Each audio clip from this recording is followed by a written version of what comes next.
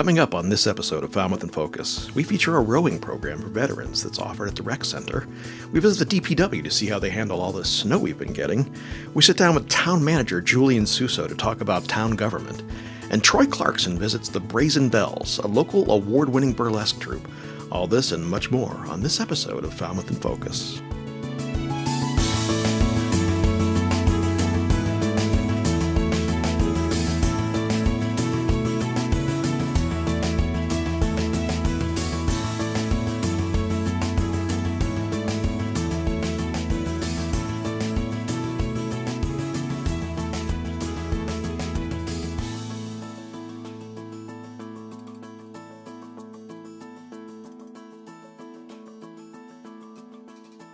Hello and welcome to Falmouth in Focus. I'm Liz Lerner, the Membership and Outreach Coordinator here at FCTV.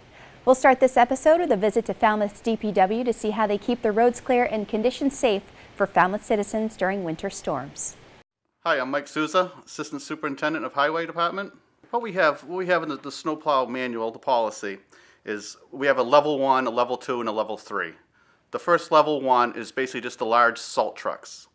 So, like I say, 2 hours before the first snowflake, these trucks go out and they're putting down the salt on the roadways. Once we get to a 3-inch accumulation on the roadways, we go to a level 2. And what that entails is the smaller trucks, all the 1-ton units, the pickup trucks, the town-owned 1-ton and pickup trucks. Those guys get called in, and they get teamed up with the larger trucks. And they start plowing the primary and the secondary roadways, basically the main arteries throughout town. Once we hit the 4 inches of accumulation, I'll start getting on the phone and I'll have all the private contractors will start coming in. And those guys take care of all the residential roadways, all the developments, all the side roads, residentials. Again, that's a level 2 event. Once we enter into a level 3 event, that's 12 inches or more. And that's all hands on deck. Everybody goes. But on the level of 1 event, once we get close to the 3 inches, the Main Street sidewalks and the Water Street Woods Hole sidewalks get attention. They'll get some salt put down with some laborers, start applying salt. And that makes it easier too for when the sidewalk crews come in, they can remove the snow a lot easier that way too. Again, everybody has a specific route, so when we look at the GPS, we know, we can keep track, everybody's on their route, and again, if something pops up, we know who's closest, and they can get them over to that situation for police or fire or, emergency situations. Okay, on the vehicle fleet, we have 8 large, they're 36,000 GVW, they're 6-wheel trucks. They're mounted with sanders or spreaders, and they have the plows also attached to them. We have 1 large 10-wheel truck with a spreader and a plow attached to it. We have 23 1-ton plows, basically pickups to a 1-ton dump style plow. For the heavy snow, we have 2 large front end loaders, 2 bobcats, 4 backhoes, and the 1 sidewalk bombardier plow we have. The maintenance facility, we redid the whole building back in 2005. The DPW building got an overhaul. This year we changed all the lighting, so it's nice bright lighting in there in the 3 bays. We painted the floor with epoxy paint. That made it a lot brighter. And we added town meeting back in 2014, approved $50,000 for equipment upgrade. And we received all new tire machines, wheel balances, large tire machines. So we can actually change out a front end tire, a 5-foot tall tire. We can actually take it off ourselves and change it, if we have a flat or just to change it. So that worked out very nice. If you see a sander in front of you, to stay back a good 100 feet, because that salt's going to hit the roadway and it's probably going to end up on your windshield. And stay back. Let the plows are out there to do their job, and that's what they're out there to do, is plow the snow, making the road safe for you. So definitely try not to pass them. We have a lot of residents that do pass the salt and plow trucks. It's very dangerous. If you could just stay back, just give us a chance, let us do our job, and you'll be on your merry way. Thank you to Jeff Wyman for that piece. The Falmouth EDIC, the town's Economic Industrial Corporation, has a 99-year lease from the Massachusetts Department of Transportation to renovate Falmouth's aging yet historic bus station. FCTV's Bob Fenstermaker spoke with the EDIC's David Eldridge about the plan. Primarily, as anyone who's aware would notice, the outside of the building is in need of desperate repair. It's been documented for a very long period of time, which is one of the reasons why Mass DOT let us lease the building, because it's not something that they wanted to take on.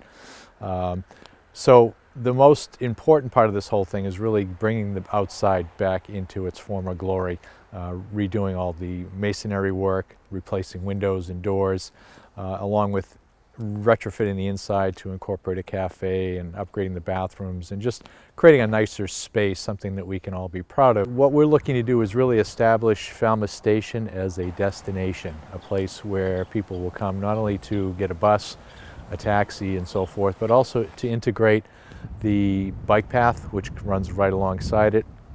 And also I kind of see this as connecting the dots between Main Street and Highfield Hall. So it's much bigger than just renovating an old bus station, an old train depot. It's really a place where we want to create something here in Falmouth.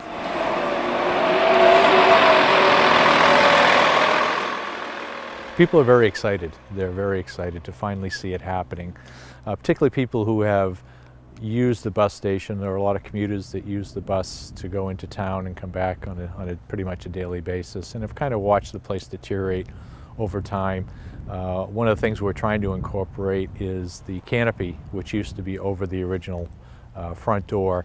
We're looking at reinstituting that and just bringing it back to its former glory and trying to make it look as it did when it was first built. The EDIC wants input from the public about what should be done with the bus station. Look for a public meeting to be held by the EDIC in the near future.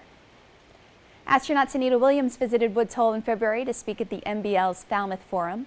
FCTV was there to speak with the audience and Sunita about some of her life lessons from space.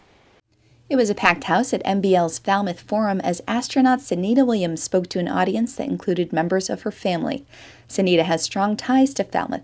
Her parents and sister live in town. It's really good to be here in Woods Hole and be back at MBL, where I got to spend 3 weeks learning a little bit about science before I went up on my first mission. So it feels like coming home, of course, for so many reasons, and of course great to be here with family.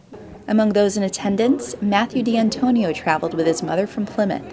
He has his own telescope and has been interested in space for 2 years now. I want to see what it would be like in space, and to see if it would be fun in space, because I want to become an astronaut when I grow up. Sunita's talk covered topics pertinent to aspiring astronauts and those just interested in space. She offered 3 life lessons from over the years. Get to the starting line. Just, that's going to make things happen. If you don't try to get to the starting line, you're never going to accomplish anything. So make sure yourself is prepared and you're ready to go and get there and try. The second one, just remember what you learned in kindergarten. All those things are really important lessons for us all over the world, just to understand each other and share and be nice, and don't always have to be the first one in line. Just get in line. And the third one, look at the foliage. Don't forget to look at the foliage. And what I mean by that is when you're doing something, don't forget about the journey. The destination is one thing, and it's great if you finish something and are accomplished, but the journey along the way is probably usually the most important. When Matthew was asked what he'd say if he got the chance to speak to Williams, he said, "Is it fun being on the moon and jumping?" Proving he'd have no trouble enjoying the journey itself in space. Keep an eye on FCTV Channel 13's programming schedule, fctv.org, to find out when the entire lecture will be playing. Freedom Rows Cape Cod is part of a countrywide initiative to give military personnel and their families a chance to enjoy the experience of rowing for free.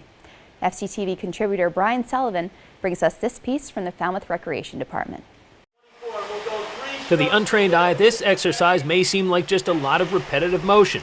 Nowadays, when fitness experts and trainers seem to be coming up with the newest or most outrageous styles of training to shock your body into shape, a rowing machine seems like the type of thing you might find in your grandfather's garage covered in dust from 1972. But don't be fooled. This is a serious form of aerobic exercise. If you actually want to go really hard, it's one of the hardest workouts you can do. You'll feel really good after you're done with this. It says it on the machine, it's the complete exercise. You use your whole body, you compress, and you start with your legs as if you're doing something, aggressive like a leg press machine in the gym, and then you're finishing it off with your upper body. As a former collegiate coxswain, Michael Lucy is used to shouting orders at his rowers, but it's all by a specific design. We try to work on the aerobic capacity first, get everybody kind of going slow-paced rowing, and then we finish the workouts usually with something anaerobic, which is tapping into their threshold, and that's really what gets them really tired and feeling pretty good once they're done. If you haven't heard of Freedom Rows, it's because it's a relatively new venture, and this group here is the first of its kind on Cape Cod.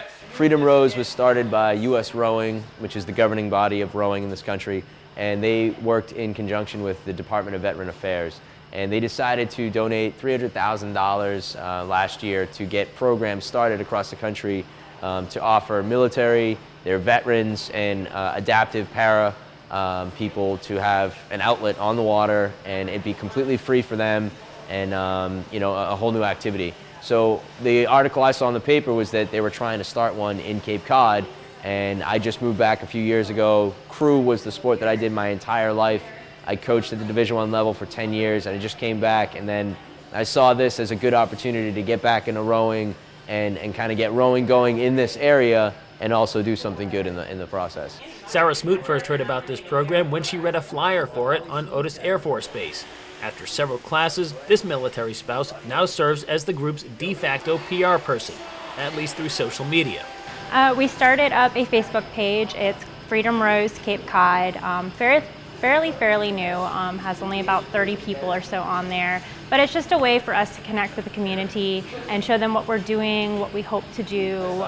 We posted pictures. We recently were just gifted an 8-person boat from MIT, which is really awesome. So we were able to post pictures of that. We're going to be going to Tabor Academy. They've been wonderful to lend us time in their indoor rowing. So we're going to go there, start practicing rowing there. So we'll upload some video and stuff that. We hit the water come late March. And then before we know it, we hope to be on the water competing. Freedom Rows Cape Cod meets here at the Recreation Center on Tuesday and Thursday nights between 7 and 9 p.m. And when they finally hit the water, anyone is welcome. With our program, the message is everybody gets a seat in the boat. And we have about a handful of small boats right now, and we're in the process of getting an 8-man boat. The Massachusetts Institute of Technology actually donated an 8 to our club recently, and we're going to be getting that soon. So anyone that shows up this spring when we get on the water is going to be able to get out in the boat, learn how to row, and get a workout into it just like we're doing indoors right now. Reporting from the Gus Canty Community Center, I'm Brian Sullivan for Falmouth in Focus. Freedom Rows also practices at the indoor rower at Tabor Academy. There is always information to be shared from Town Hall. This episode, we bring you highlights from the recent Selectmen meeting. Selections are chosen based on community impact. After numerous hearings, the proposed Spring Hill Suite Hotel at 556 Main Street was turned down after large disapproval from the town and its residents. The same development company is now proposing 104 units among 9 buildings in the same 2.5-acre property. Selectmen weighed in on extending the review period for the project, which will add additional housing, particularly affordable housing, to the town of Falmouth. I can tell you that Town Planner Brian Curry has been involved in a drafting and analysis that is continuing to be underway, and I anticipate bringing that to the board for further discussion at your next meeting if that's desirable. The Selectmen voted to extend the review period of the project and expect to begin discussion on the project in an upcoming meeting. The 2016 Springtown meeting is approaching fast and will begin April 4th. The Selectmen voted the articles and executed the warrant for the upcoming meeting. To vote the articles and execute the warrant. It's the April 2016 annual town meeting and the special town meeting. You will note that quite a few of the articles are put forward from the Board of Selectmen. We do have a few petition articles, a few CPC articles. Articles range from town finances, the new senior center, and attacking synthetic cannabinoids. The full warrants for both the annual town meeting and the special town meeting can be found on the town's website. The Selectmen discussed fee structures for use of town property for nonprofits who use a property on a weekly basis, such as the farmers market. The purpose of the fees is not a moneymaker for the town. if it were a moneymaker for the town, I think we would have a completely different fee structure. But it is making sure that we are both having the costs of the use of the property being covered by the users, and also having it be a level of responsibility done by the applicant. The fee structure allows an affordable option for many nonprofits to regularly use town property, while ensuring the cost to maintain the property by the town is still met. To see the meetings in their entirety, check out Government Channel 15's program schedule at fctv.org. We're going to take a quick break to introduce you to an adoptable dog from Friends of Falmouth Dogs. When we come back, we'll sit down with Town Manager Julian Suso. We'll take a look at what the ropes course is doing for students at the high school, and the Falmouth Water Stewards bring us some oral histories from residents around town. Sophia is a 2-year-old shepherd mix who is brimming with fine qualities. She is neat and clean and doesn't chew inappropriately. She retrieves tennis balls, sits like a lady, and has a gentle mouth when fed treats. Sophia patiently waits for her dinner and is happy to lean into you for some affection. Her only issue, truly, is being shy and fearful in some new situations. We are looking for a home with adults or older children who will gently introduce her to this wonderful world and will continue with her training. For more information, visit the Friends of Falmouth Dogs website at friendsofFalmouthDogs.org or call 508-548-7742. Welcome back. FCTV sat down with Town Manager Julian Suso to discuss some of the latest topics facing our town. It's my pleasure to join you once again on FCTV, and I thank our colleagues at FCTV for the opportunity. The annual town meeting coming up in the month of April. That'll be Monday, April 4th. Annual town meeting will kick off, and we also have a special town meeting this year, which will convene on Tuesday, April 5th. A couple of the items there come to mind particularly. One is, and the single most important, is the FY17 annual budget, and that's of course for the fiscal year that begins July 1, 2016, just several months off now. Town meeting will be considering at their annual meeting relate to the creation of 2 new full-time positions, one in water and one in wastewater, that are related to our new project construction, which we'll talk about. Those are positions that have been long anticipated, and they're both operator positions, one on the wastewater side and one on the water side. They will begin subject to town meeting approval and the appropriation necessary. They'll begin at different times in the construction phasing of the new water filtration plant and the wastewater operations as well. So we'll be talking about those in further length. We're about a third of the way through on the water filtration construction. The site at Long Pond is moving forward well. All the foundations are in place. We actually, the intakes in a slightly different location on Long Pond, and the boring for the intakes have been concluded recently. Ray, as I noted, gives us regular reports. He and Steve team up on that, and we'll look forward to that, another one of those on Monday. The Little Pond Sewer Service Area and related wastewater improvements at the plant site on Brick Hill Road. We are also about a third of the way in that project.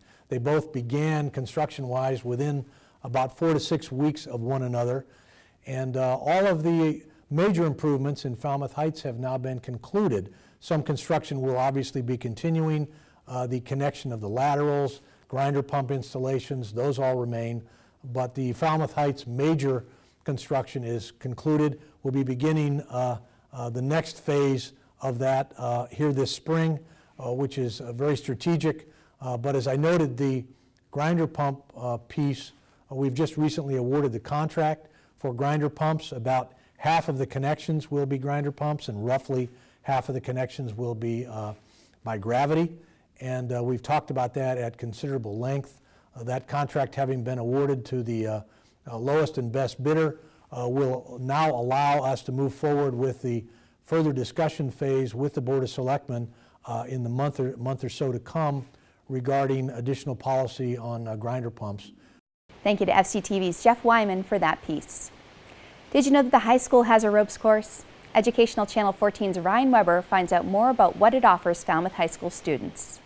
Project Adventure is a course offering here at Falmouth High School through our physical education program, and involve themselves in a curriculum that brings a group of students together to develop as a group, working together to first start off by playing games involved with basic interactions of getting to know each other, followed by trust activities that will be presented through small group initiatives, partner initiatives that would begin where the group would need to solve problems, to accomplish tasks. We do some low elements where the students might be spotting each other and would be responsible for each other's safety. Harnesses and climbing apparatus. We present an Australian blob belay where students will learn how to participate using a belay system of a group supporting an individual climber.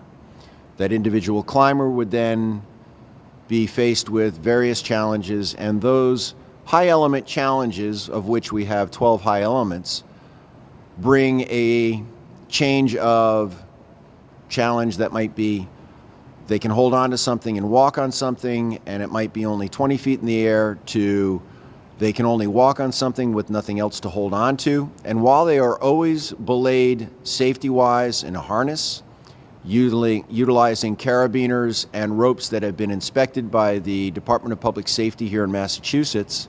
So we are certified and inspected each and every year to present those activities for the students to challenge themselves. We are very lucky here at Falmouth High School to have the 12 high elements. We have one small zip wire and one large zip wire. We have a climbing wall. Many of those activities involve an individual being supported by the group. We do have a couple of high elements where two people can interact together on the element and do things as a pair, while each being individually belayed. It's a very positive experience. We see many positive outcomes in terms of students learning to challenge themselves, to accomplish, to be successful through setting short-term goals, setting long-term goals, and achieving those goals through their participation here in Project Adventure at Falmouth High School. Thank you to physical education teacher Scott Handler for sharing with us the details of Project Adventure. The Falmouth Water Stewards is a group who is dedicated to protecting and restoring Falmouth's fresh and coastal waters. In this member spotlight, we feature the group's oral history project, When I Was a Child, Recollections of Growing Up in Falmouth. Well, one of the silliest things we ever did was we took a 10-foot rowboat with a 3-horsepower motor and tried to go to Martha's Vineyard, me and two friends.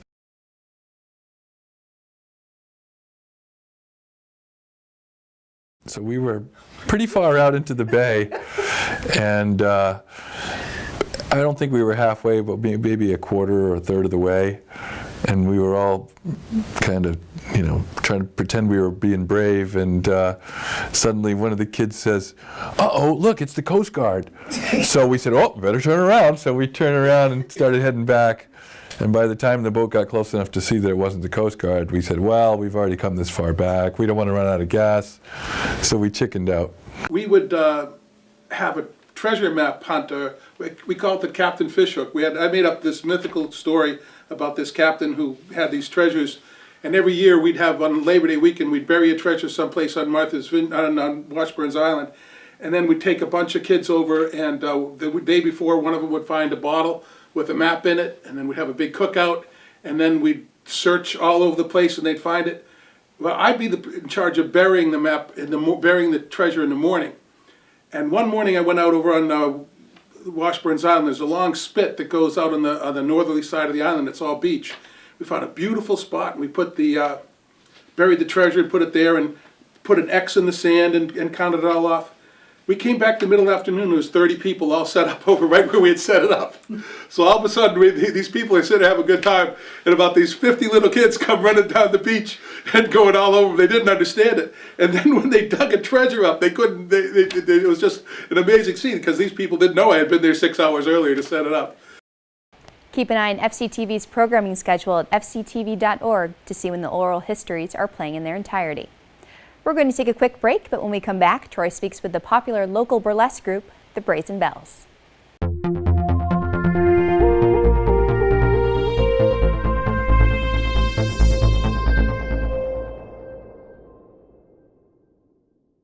Welcome back. This episode, Troy speaks with the local award-winning burlesque troupe, the Brazen Belles. Thanks, Liz. You know, Falmouth is a rich cultural mosaic, just full of shining tiles, from the Falmouth Theatre Guild to the mostly all-male men's chorus to the Falmouth Chorale to the Woods Hole Theatre Company. I mean, we are very fortunate in this community to have a rich culture, but something was missing. And so a few years ago, a couple of folks got together and put together the Brazen Belles burlesque troupe. And they performed really all over the place, in fact, even in Las Vegas. Well, I had the opportunity here at the Highfield Theater to interview them and spend some time with this amazing group of women. So come with me and join with me as we get to know this amazing troupe. So your form of burlesque performance is really what we coined as the thinking person's burlesque. I mean, you put a lot of thought. It's not just, you know, dancing and stripping, but really there's so much more. Oh yes, you know, to me the most important thing, or the funniest thing to me about burlesque is like the innuendo. Like, I really love seeing everything that's implied but not fully given. So you know, for me that's a hilarious part of it. And also I always, you know, all the girls in the troupe, I really encourage them to really have a full sort of thought story to each of their pieces. You began this now almost 4 years ago. Did you imagine that you would go to Las Vegas and be recognized as one of the, I can say it, I guess, one of the premier burlesque groups in the United States? Well, I wouldn't go as far as saying we're the premier, but because the burlesque world is huge. But I'd say that we're making all the right steps to sort of get there. But I think when I first started, I really had no idea that I would want to do it for so long. I thought, well, I'm going to try it. It'll be something fun, and we might flop, but hey, we'll do it. And we didn't, and we've just kept on growing since. So we're very lucky, and we've gotten to perform in some really awesome places. And yes, Las Vegas, and hopefully we'll just keep going, and then the world will know who the Brazen Belles is. So, well, I think they're starting to, and you add such a wonderful cultural dimension to a community that has so much. You grew up here in Falmouth, so you know what it has to offer, but you guys really fill a void that existed and offer something to the Falmouth community and beyond that really we didn't have before. Thank you. Yeah, I feel pretty proud of myself, which I don't normally say that, but I feel like I am very proud, and of obviously my troupe members and our MC, because without them, it doesn't take one, it takes all of us to make it. So that's why we're called a troupe of ladies. On that subject, I know the work that you do and the product that you produce really means a lot to you as a woman, but it's really centered around raising awareness about women and really what you contribute. Absolutely. For me, not only is it a pleasure to get up here and express myself and express what I have to give, my body and my voice and my dancing, but I'm also, want to just promote body positivity. You won't find in our troupe any girl that looks the same. We all look very different, but put us together and there's someone for everyone. So that to me is really important, is being an audience member, mostly women, being able to look and say like, hey, like that woman has a similar aesthetic to me. I could do this, or like, see, they can do that. I feel like I look at them and they look sexy, they look empowered. well, then I feel sexy and I feel empowered. It may be cold out here, but it is hot in there. As this amazing group of local women of all shapes and sizes teach us lessons not only about music and dancing, but really about life. They focus on body positivity, and this guy is positive that they're teaching all of us a great lesson. I'm Falmouth Enterprise columnist Troy Clarkson, and that's my take. Back to you, Liz. Thanks as always, Troy. As our last piece showed you, Falmouth in Focus is a collaborative program. We'd like to invite all Falmouth residents and visitors to share their life with us. Email us your photos or videos or upload them to Facebook or Twitter and use the hashtag MyFalmouth and Falmouth in Focus to be featured on the show. Thank you to our recent contributors for their photos.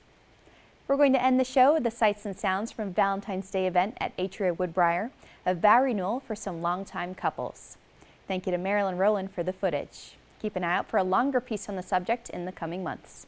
As always, thank you for joining us for this edition of Falmouth in Focus. We'll see you next time. And love. And we all love love, no matter where we are in the stage of life. We all love love. And so, dearly beloved, may the blessings of life, the joy of love, the peace of truth, and the wisdom and strength of the Spirit be your constant companions now and always. And so now, for the thing I think most of us have been waiting for, you may seal your vows with a kiss.